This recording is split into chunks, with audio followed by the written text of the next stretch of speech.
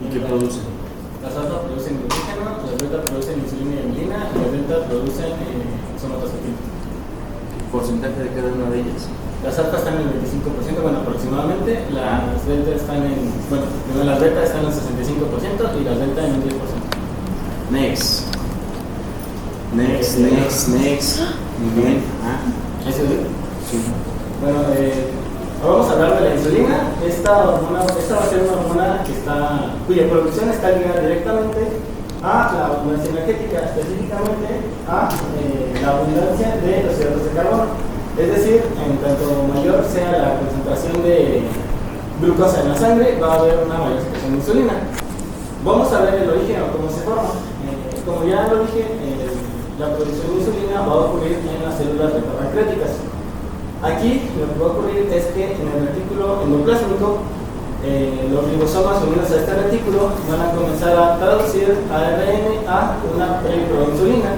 Esta preproinsulina va a sufrir dos cambios. El primero va a ser un desdoblamiento que la va a transformar de preproinsulina a una proinsulina. Esta proinsulina va a sufrir otro cambio.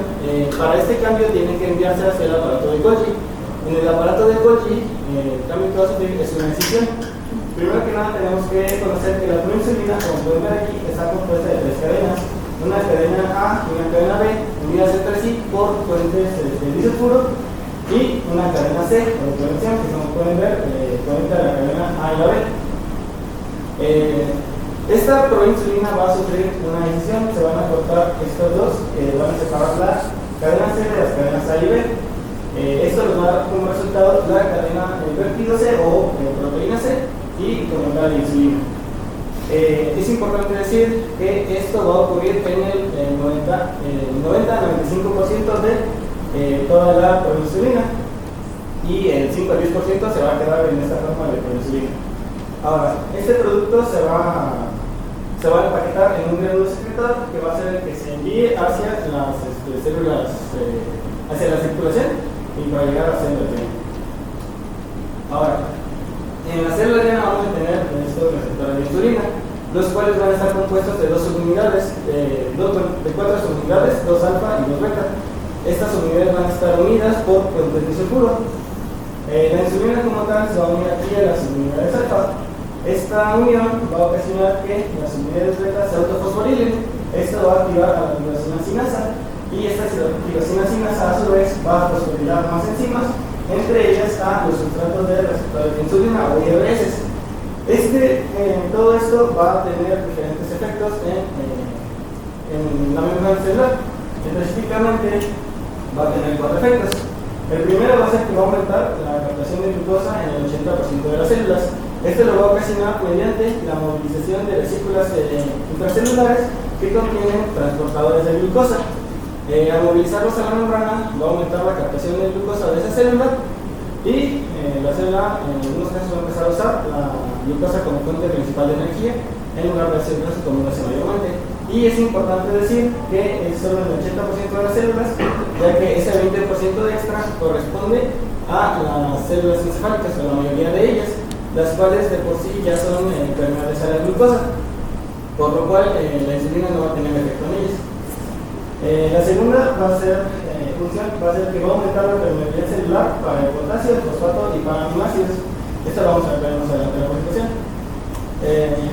La tercera va a ser que, va a tener otros dos efectos a lo largo del tiempo. La primera, que va a ser en minutos, en 10 y 15 minutos, va a aumentar la cantidad de actividad de diversas enzimas metabólicas, específicamente va a aumentar la actividad de ellas. Y el segundo va a ser que en horas o incluso días va a cambiar la velocidad de traducción del ARN, e incluso puede llegar a cambiar la velocidad de transcripción del ADN.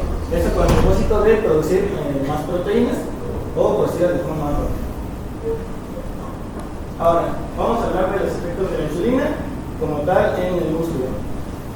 Vamos a tener que la membrana del miocito, normal de un reposo, va a ser muy poco cargada de glucosa, por lo que la mayor parte del tiempo va a depender de los ácidos grasos como principal fuente de energía. Sin embargo, esto va a tener dos excepciones. La primera va a ser en el ejercicio moderado intenso. En este ejercicio moderado intenso, lo que va a ocurrir es que la misma contracción del músculo esquelético va a ocasionar la movilización o translocación de los transportadores de glucosa GLUT4, y al transportarlos, al translocarlos hacia la membrana, va a ocasionar que la glucosa como tal pueda entrar más hacia el músculo y se utilice como fuente de energía. Pero ahí ya no necesito insulina entonces. No, así en esta es importante porque no depende de la insulina y como tal no va a ocurrir cuando hay un aumento de glucosa en sangre, sino cuando el músculo empieza a trabajar. Esto podría explicar por qué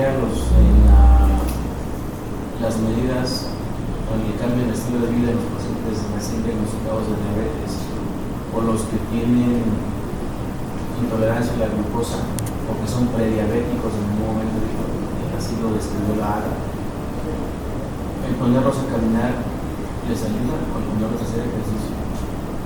Pues podría ser, ya que al ser diabéticos y las demás células necesitan insulina, estas no van a necesitar insulina, entonces sí van a estar reingiriendo la glucosa de la sangre porque solo necesitan la reducción del músculo. Por eso la importancia de ponerlos a caminar por lo menos 30 minutos al día o hacerlos entrar en razón que el ejercicio aeróbico les va a ayudar, porque al momento de trabajar con los músculos esto requiere mayor energía y el simple hecho de disminuir el flujo sanguíneo a nivel local hace que el músculo modifique ese receptor GLUT4 y ya no utilice, no sea dependiente de la insulina, sino que empiece a consumir solito. Y dentro de lo fuera de lo de aparte de los alimentos, lo más importante es que el diabético tenga que caminar, tenga que hacer ejercicio. Generalmente el diabético no es una persona delgada, es una persona con una velocidad centrípeta, es una persona con un IMC por arriba de 30, fumadora, con de consumo de refresco. Son personas que tienen una cierta adicción a los carbohidratos. Y la literatura lo describe que la peor de las adicciones en este mundo actualmente es la adicción de la glucosa. De tal manera que andan con 300 de glucosa en la sangre y andan carnívoros. Les empiezas a dar medicamentos para que empiece a bajar la glucosa y de 300 baja a 290 y les duele la cabeza, se sienten ansiosos, les da somnolencia y dicen, no, es que me está haciendo mal la pastilla para la azúcar, porque crean cierta tolerancia a la glucosa. Entonces, es bien importante conocer este mecanismo, por qué ponemos a caminar a los diabéticos o por qué les recomendamos hacer ejercicio aeróbico, no pesas, aeróbico. Muy bien. Y luego, ahora, el segundo momento en el que el músculo va a utilizar a la glucosa como fuente de energía va a ser después de la comida, en donde aquí sí va a haber un aumento en la glucosa en la sangre, en la glicemia, y probablemente va a haber un aumento en la insulina. Sin embargo, eso tiene un pero, y es que para que el músculo utilice esta glucosa como fuente de energía tiene que estar activo, ya que si el músculo no está activo, al la insulina está metiendo glucosa, primero se va a almacenar como glucagón, pero cuando este glucagón alcance su límite de almacenamiento, que en el músculo son de aproximadamente 350 a 400 gramos, este glucosa extra va a empezar a almacenarse como ácidos grasos, que va a ser un momento, que en un momento más vamos a ver cómo se hace. y entonces, ¿por qué cuando comes, por ejemplo, la persona come sabroso, se va a dormir? ¿No les ha pasado? Y comen bien. Pobre cuerpo. El músculo para que consuma glucosa necesita estar activo, pero en ese momento no está activo y entonces, como bien lo dices, el hecho de comer y aumentar los niveles de glucosa en sangre y la insulina se empieza a producir. Vamos a explicar cómo se empieza a producir la insulina. El problema es que el músculo no responde adecuadamente, porque necesita cierta actividad. ¿Por qué le das a Puede ser porque no, o sea, las necesidades de la sangre son más, o sea, sí, de que no es mayor flujo sanguíneo, pero pues para la digestión no tiene tanto azúcar. Sí, muy bien. Entonces no trabaja, y en ese momento, en el postprandio, el intestino, para que pueda absorber, pueda trabajar adecuadamente, necesita mucho flujo sanguíneo. Se priva un poco con lo necesario, y el cerebro, cuando le baja el flujo sanguíneo, le baja el oxígeno, empieza a dar sueño. Y entonces vas y te duermes. El problema es que si yo me duermo, ¿quién domina más la atención en esa fase de sueño? ¿El simpático o el parasimpático? El parasimpático. ¿Y crees que el parasimpático al tubo digestivo? Como a los esfínteres. Los relaja.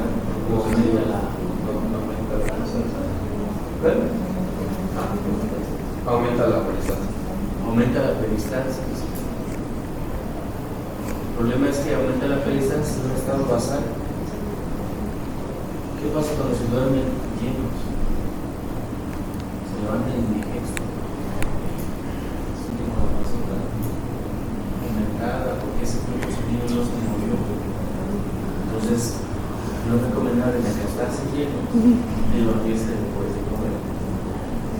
¿Sí? ¿Qué más? Ahora vamos a tener los excesos de insulina, esta vez en el hígado. Primero va a ser justamente después de la comida, cuando hay una glucemia elevada. El efecto de la insulina en este momento va a ser de depositar el glucógeno de forma rápida en el hígado. Esto se va a dar principalmente por tres enzimas. Primero que nada, se va a inactivar la fosforilasa hepática. Esta es una enzima que se encarga de degradar glucógeno a glucosa y liberar la sangre. Entonces, al inactivarla, pues no se va a liberar más glucosa. También se va a aumentar la captación de glucosa mediante la glucosinasa. Esta es una enzima que a la glucosa que entra al hepatocito le añade un glucofosfato. Esto evita que la glucosa que está dentro del hepatocito vuelva a salir a la circulación. Y el tercero va a ser la gluconación de tasa. Va a aumentar la actividad de esta enzima para, como el nombre de la enzima lo dice, sintetizar más glucógeno en el hígado. Que también recordar que el hígado también tiene un límite de almacenaje de glucógeno, el cual es de 5 al 6% de su peso o de aproximadamente 100 gramos. Y el segundo momento en el que la insulina actúa en el hígado va a ser cuando la glucosa empieza a descender, es decir, entre comidas, cuando ya no hay un aporte, por así decirlo, de glucosa a la sangre y este nivel empieza a descender. Aquí van a haber cuatro efectos. Como la glucosa empieza a descender, también va a descender la secreción de insulina, y al descender la secreción de insulina se van a comenzar a mandar los efectos que les mencioné anteriormente. También se va a activar la enzima fosforilasa. Esta enzima fosforilasa, la fosforilasa hepática, como ya les dije, se va a encargar de degradar el glucógeno a glucosa liberable y se va a inactivar la glucosa fosfatasa. Esta glucosa fosfatasa podríamos decir que tiene un efecto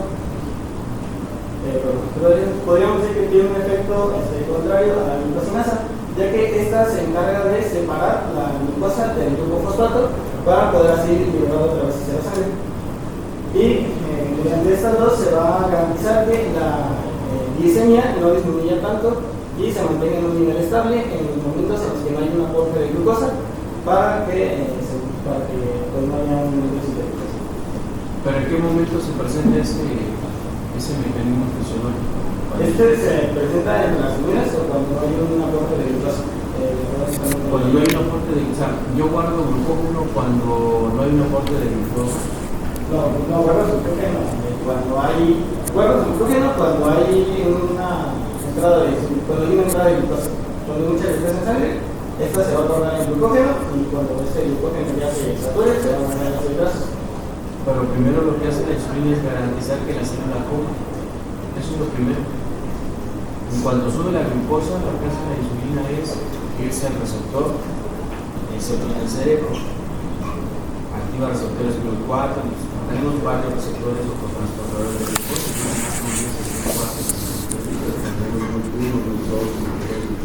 GLUT6. Lo mete la glucosa, mete la glucosa hacia la célula y una vez que llena esos depósitos, esos requerimientos celulares, el resto hay que moverlo y es cuando comienza a actuar sobre las enzimas en el hígado, en el hepatocito para que lo pueda guardar ¿Dónde tiene la relevancia la glucosa 6-fosfato? ¿Dónde tiene la relevancia la glucosa 6-fosfato? ¿No ves ese cuadrito? ¿Eh? ¿Cómo?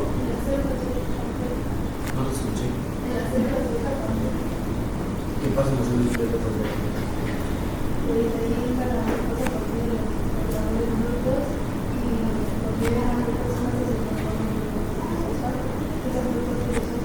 Y los fosfatos se inactivan y están los canales en potasio sensibles. Esos canales a su vez polarizan la membrana y eso da paso a la entrada de calcio y entrada de calcio, hace que se fusionen las vesículas y que se libere insulina. Muy bien. Ahí es un punto bien importante, es un punto estratégico para el tratamiento de la diabetes.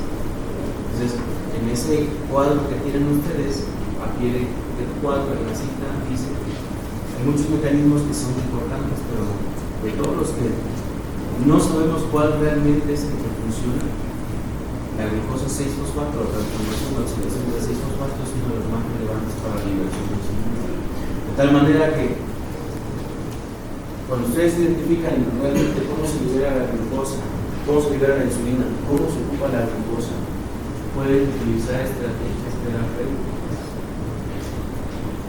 Imagínate que tengo pancreatitis crónica y el 70 o el 80% de mi páncreas se tronó o necrosis. Si hay necrosis hay muerte celular, por lo tanto no voy a tener células beta y no voy a producir insulina y no va a haber hormona que meta esa glucosa hacia la célula de hiperglicemia. Pueden tener un tipo de diabetes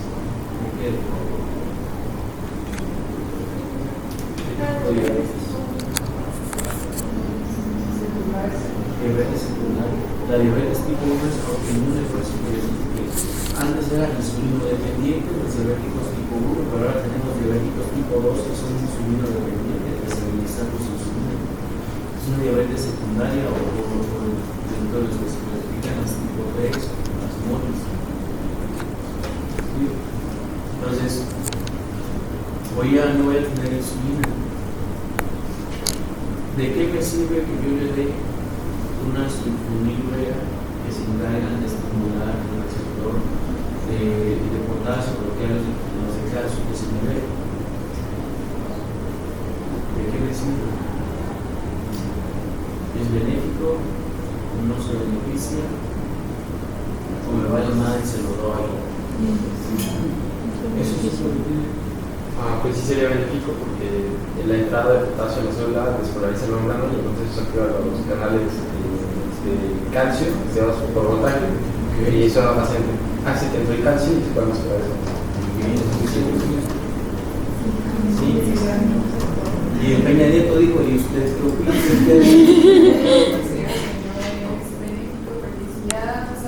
La mayor parte del páncreas ya no funciona, pues no tiene el mismo efecto de su programa pancreasano, entonces sería, yo pienso que sería mejor suministrarle directamente insulina para poder reducir esa hiperglicemia y no esos efectos.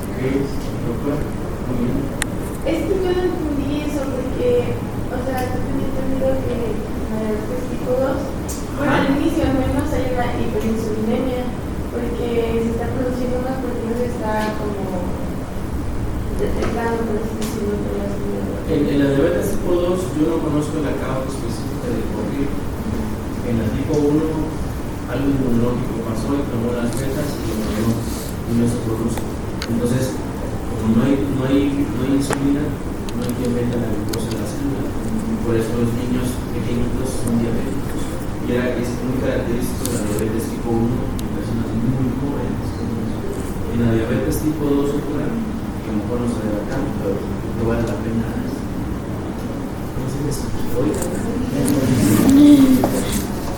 No sabemos, doctora, si el problema es las células no responden, el hígado está produciendo mucha glucosa o el páncreas no produce una insulina de adecuada calidad. Son tres puntos estratégicos que no saben dónde está el problema. Y si analizamos, por ejemplo, bien lo dice Padilla, aumentó la glucosa en la sangre. O sea, las cambio. Coca Light. Dulce, pero no engorda. Es un edulcorante, no es azúcar. Ese edulcorante hace que mi cerebro diga, es azúcar, pero el páncreas no me engaña, el páncreas no identifica eso. Tú tomas la Coca Light y lo que identifica el páncreas es allá arriba de glucosa, hay azúcar. Libera la insulina va a la célula y dice, ¿cómo esto es glucosa? Le da a la célula, le dice, da cuenta que la insulina le hace a la célula, abre la boquita que va aquí y eso le dice, no, esto no es glucosa. Y los niveles de azúcar no están altos. Como Pedro y el lobo, ¡ahí viene el lobo! Cuando realmente llegó el lobo, nadie le creyó. Y entonces, mucho tiempo el consumo, ese es el problema de los actualmente hasta cierto punto y a largo plazo de este tipo de bebidas light. Llega un momento en donde la célula se acostumbra a que no es glucosa y empieza a hacer algo, empieza a desobedecerla.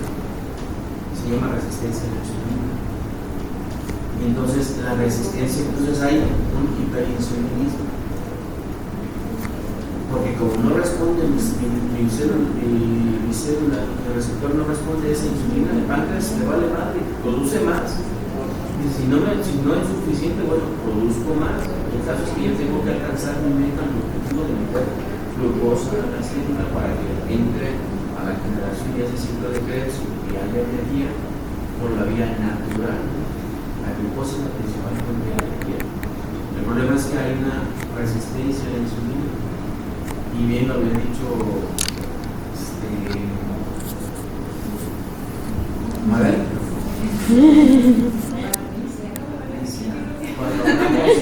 Cuando hablaba sobre esos efectos de la liberación de la norepinefrina, la norepinefrina y un poco de la insulina, entonces una persona con resistencia a la insulina empieza a tener cambios en la coloración de la piel, porque es una gantosis muy grandes. Entonces ahí en el artículo 2 son esos tres mecanismos conocidos, pero uno lleva al otro y uno sabe muy prácticamente qué es lo que está pasando. Se conocen ya los mecanismos fisiológicos, fisiopatológicos, pero realmente no se sabe. Nadie puede decir, bueno, no hay ese componente genético. ¿Qué pasó? Ya es todo. Si los tenías bien aquí, los tenías.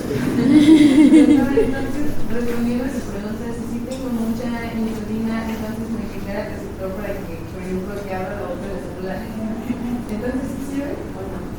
Sí, pero es que, regresando, perdón. Tiene razón lo que dice la doctora, lo que usted comenta es cierto.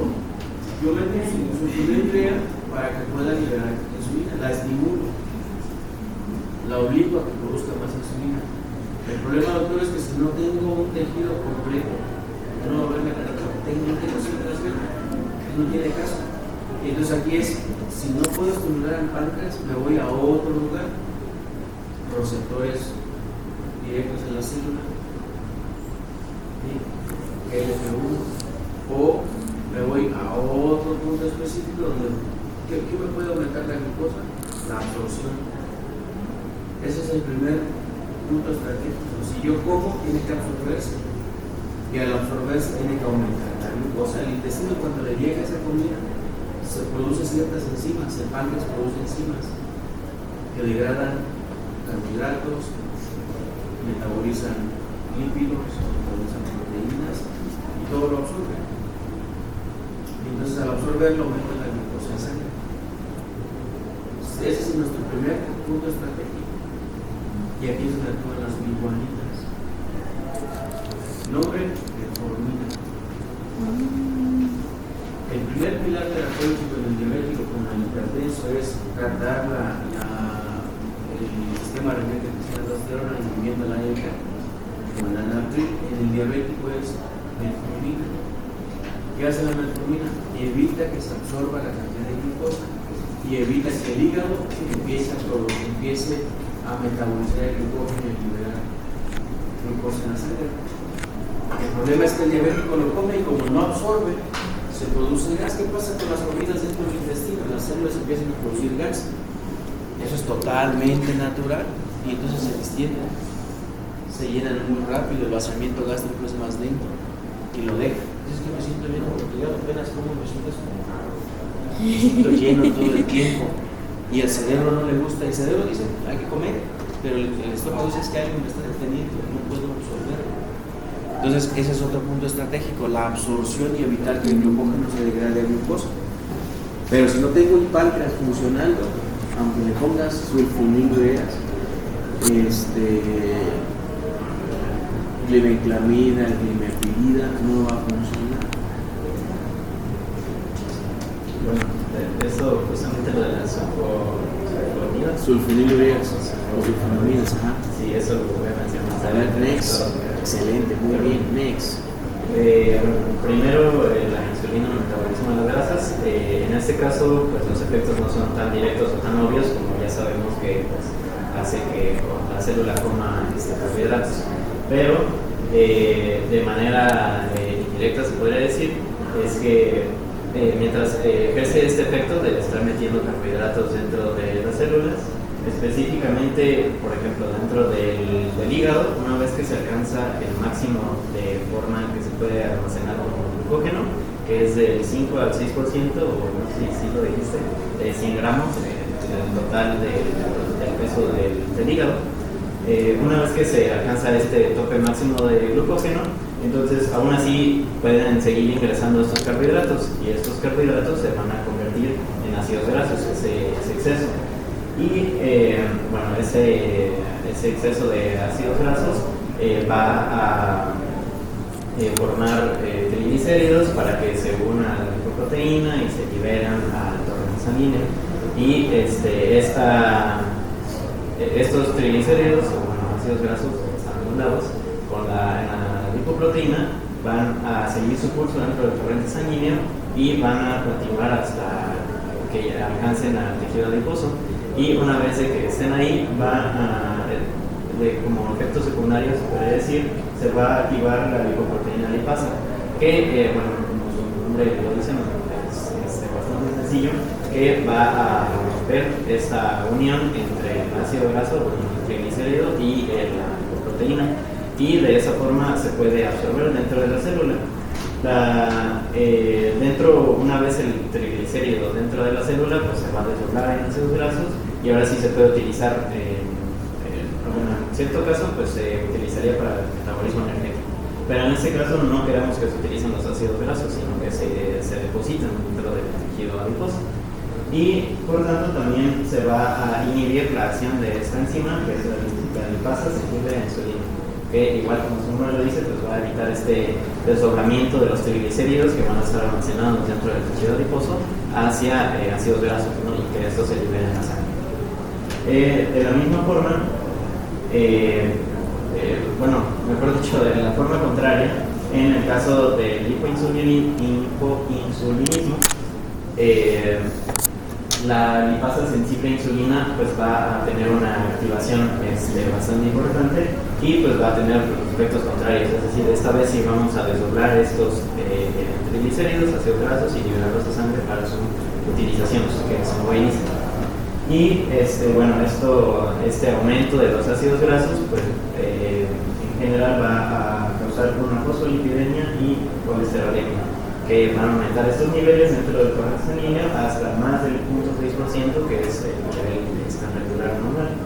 Y bueno, en este caso, pues para que se sigan en su movilización, porque evidentemente, como habíamos dicho, la insulina pues no va a tener una menor secreción dentro del ayuno, porque pues, lo que queremos es que siga movilizándose la glucosa dentro del torrente sanguíneo, bueno, que siga habiendo energía. Y bueno, por eso va a aumentar esos niveles de ácidos grasos. A su vez, también ese aumento dentro de los ácidos grasos va también a generar un exceso de la producción de ácido acetoacético, que bueno, va a ser dentro de su metabolismo, y puede aumentar hasta 10 miliequivalentes por litro, que representa una acidosis importante dentro del cuerpo.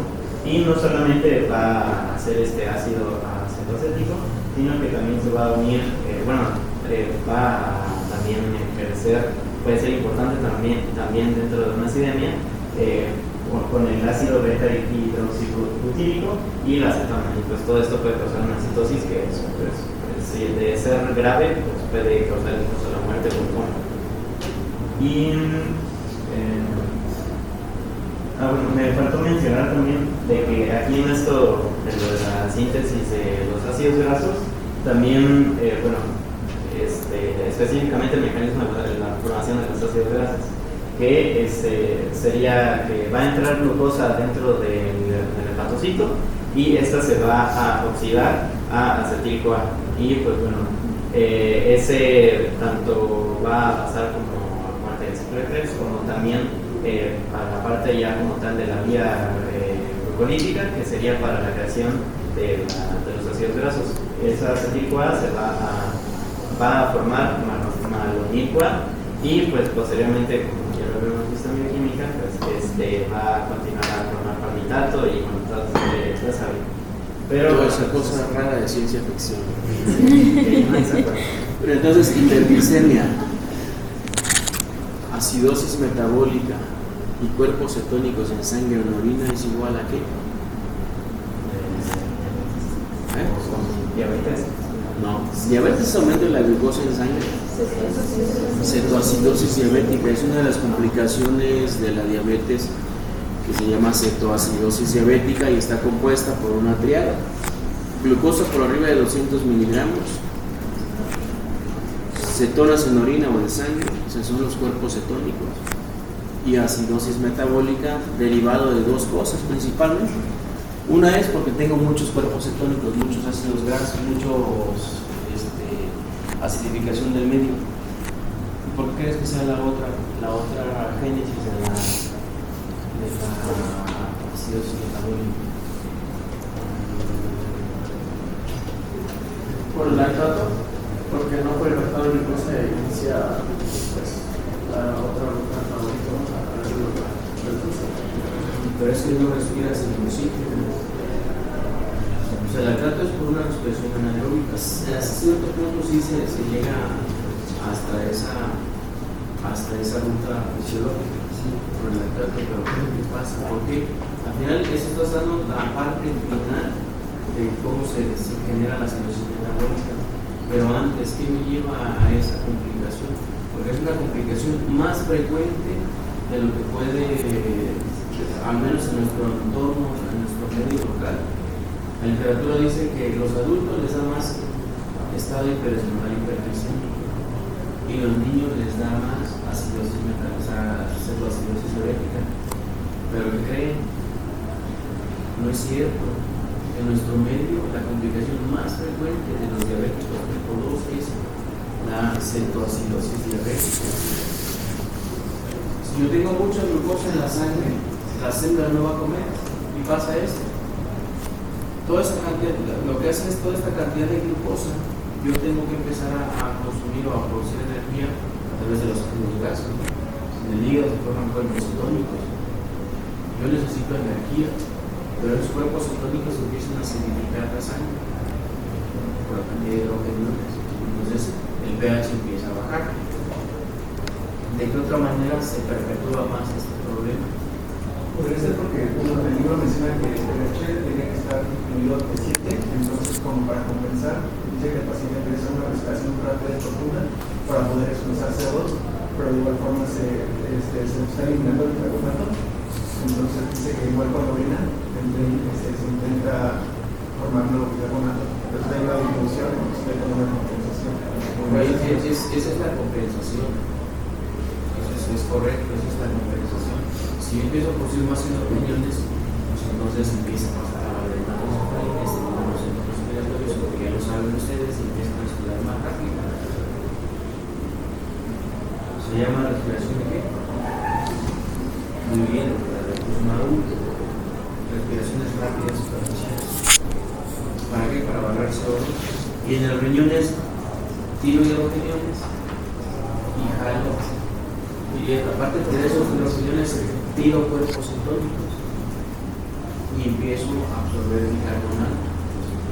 El 60% de la energía se consume en el tubo torsional, pero de qué otra manera perpetúo. Esto es bien importante y vale la pena detenernos aquí. De qué otra manera perpetúo esa acidosis metabólica que me comentó el doctor Iván. Isaac.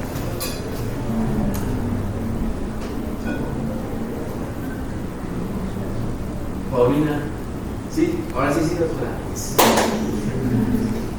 Paulina.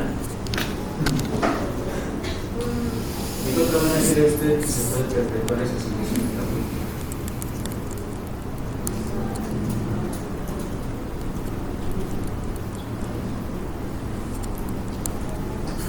No se preocupe, es que no sé si estaba relacionado con la expresión también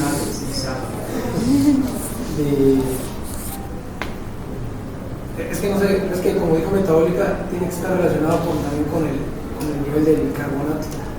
Pero yo lo comenté al doctor y bien atinadamente, sí estoy perdiendo bicarbonato, pero lo estoy perdiendo porque como tengo muchos ácidos grasos, muchos hidrogeniones en la sangre, si yo tengo 5 bicarbonatos pero tengo 10 hidrogeniones, tengo nada más para 5 y entonces el bicarbonato se empieza a consumir, pues por eso empieza a bajar. El déficit de base es la cantidad de bicarbonato necesaria para mantener un litro de agua en equilibrio, empieza a ampliarse. En algún momento les expliqué la línea de soles. En el pH 7 y a la izquierda es negativo, menos bases, más hidrogeniones, salud, y a la derecha más bases, menos hidrogeniones. ¿Quién hice yo? Mauricio.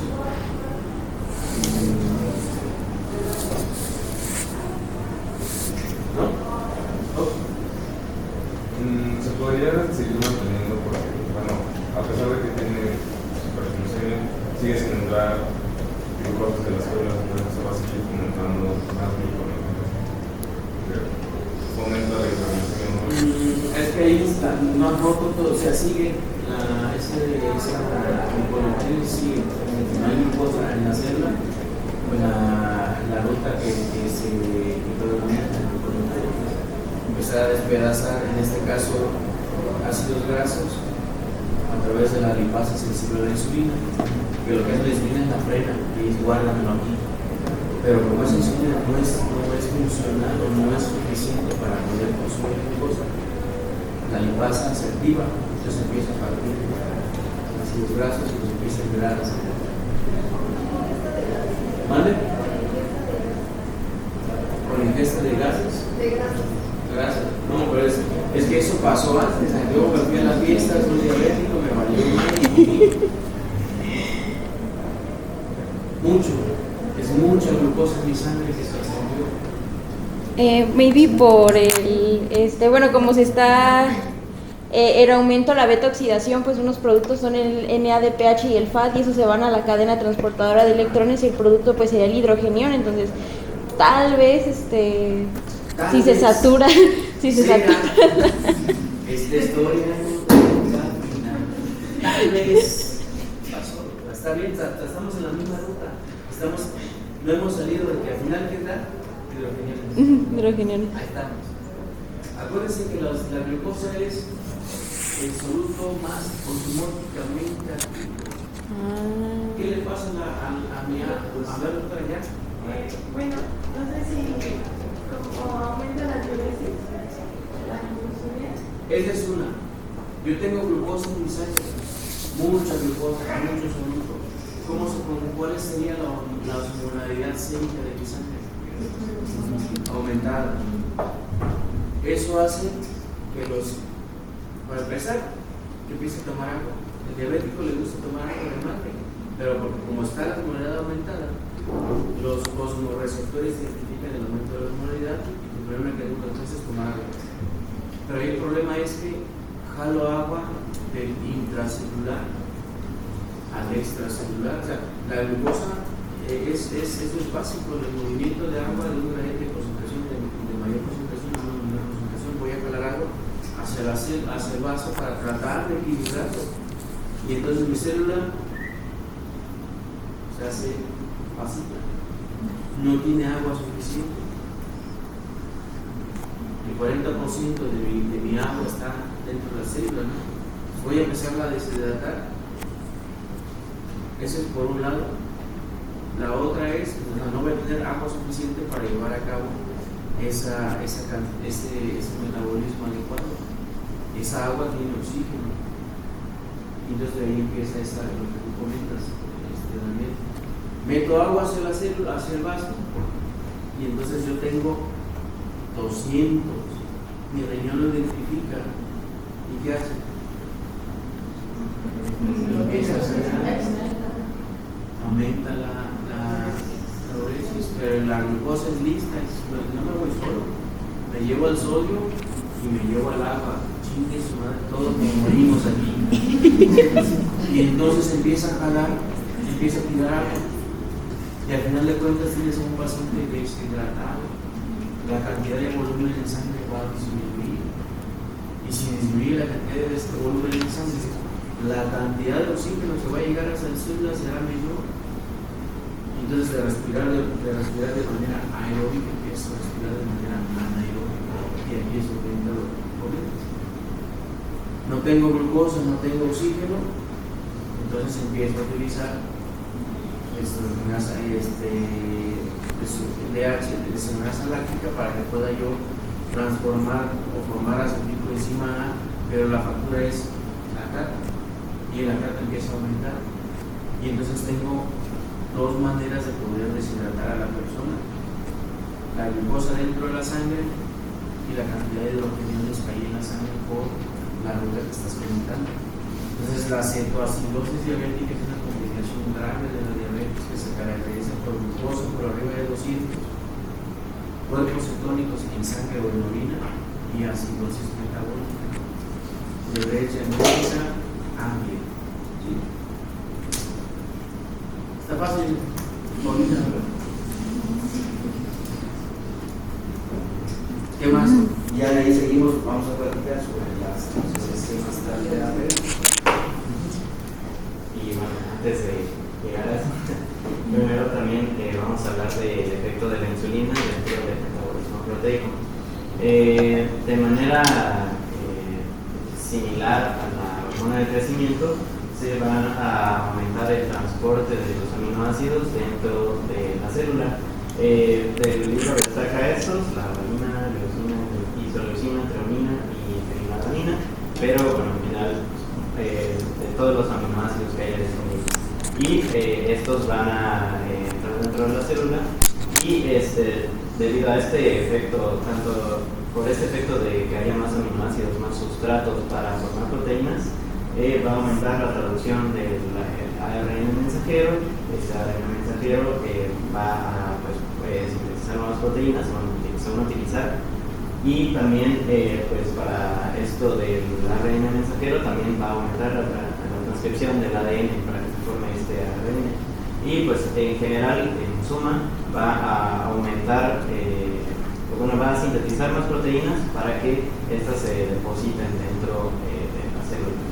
De la misma forma, se va a inhibir el catabolismo proteico, porque no queremos que se utilicen esas proteínas que acabamos de sintetizar para un uso de energía. Para eso está entrando los carbohidratos, la glucosa, y bueno, de la misma forma va a reducir la neogluconeogénesis, y bueno, para lo mismo.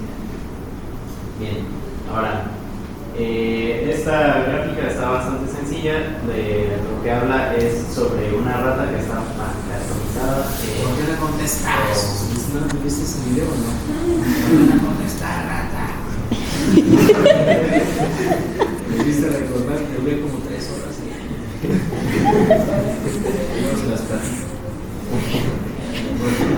Esta rata está creatonizada y con electrónicos.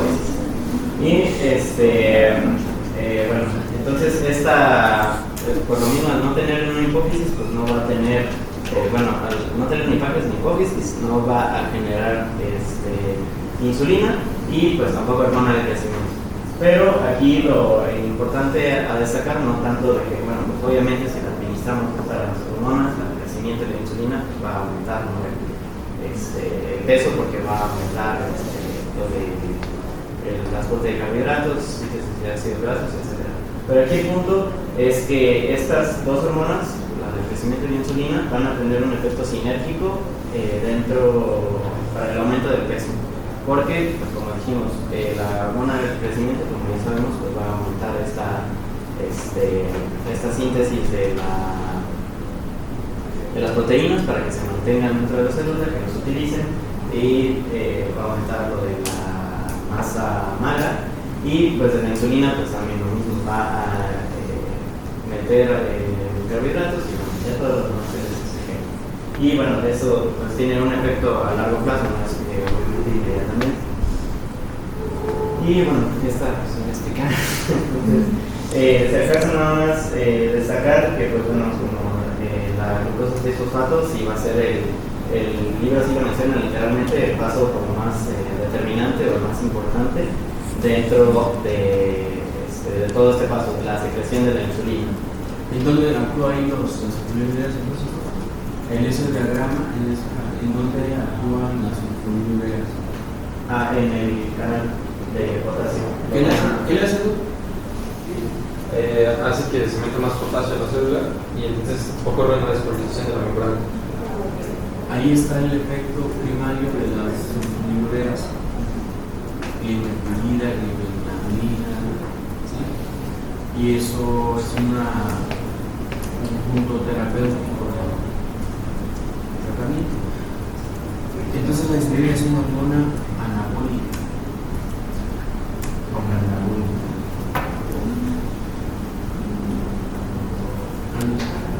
Anabólica. Es una hormona que guarda y que protege y cuida que no se destruya la proteína. Hablamos de diabetes, hablamos de una alteración de esta hormona, pero la insulina sí su función es anabólica. De tal manera que si yo deseara ponerme acá en el fisicoculturismo, suelen utilizarla. Se van a hacer ejercicio y entonces aumenta la masa muscular. ¿Sí? Muy bien. Está interesante, ¿no? Es un tema muy amplio y la verdad es muy agradable platicar de estos temas porque es fácil comprenderlo, no se parece tanto al mundo. Es fácil comprenderlo y si se dan cuenta vamos sacando de por qué empleamos ciertos fármacos o en dónde pueden ustedes también, cuando llevan fármacos el siguiente semestre. Ustedes van viendo que, si conozco la fisiología, sé dónde puedo incidir para los tratamientos y los padecimientos. Y en la diabetes llevamos dos. Uno, evitar que se absorban biguanidas, metformina. Otro, hay que estimular la célula beta para que produzca insulina a través del receptor de potasio. Y aquí entran las fosfolinureas, glibenclamida, que es el prototipo, y morfina, que actualmente ya cada vez están más en desuso. ¿Qué crees que le dé una persona que consuma una sulfonilurea? ¿Qué crees que tenga más apetito o menor apetito? ¿Qué opinan ustedes? ¿Menor o mayor apetito? Mayor no, es menor apetito. Mayor apetito. Porque va a meter el otro.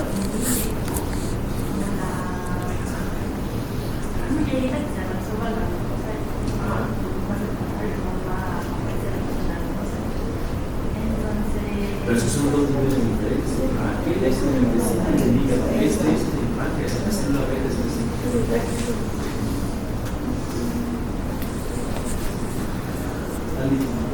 Es la secreción de insulina.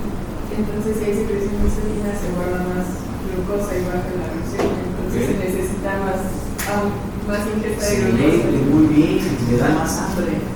Entonces dicen, bueno, si está con un IMC de 30 para arriba, no le des glibenclamida porque va a comer más y va a aumentar de peso. Si está flaquito, dale glibenclamida para que aumente de peso. Pero no es una explicación que realmente todo radica acá. ¿Qué tanta masa de páncreas funcional tengo para dar este medicamento? Bueno, nos vemos mañana. ¿Sale? Nos vemos mañana. Muchas gracias. Gracias, doctor. Excelente.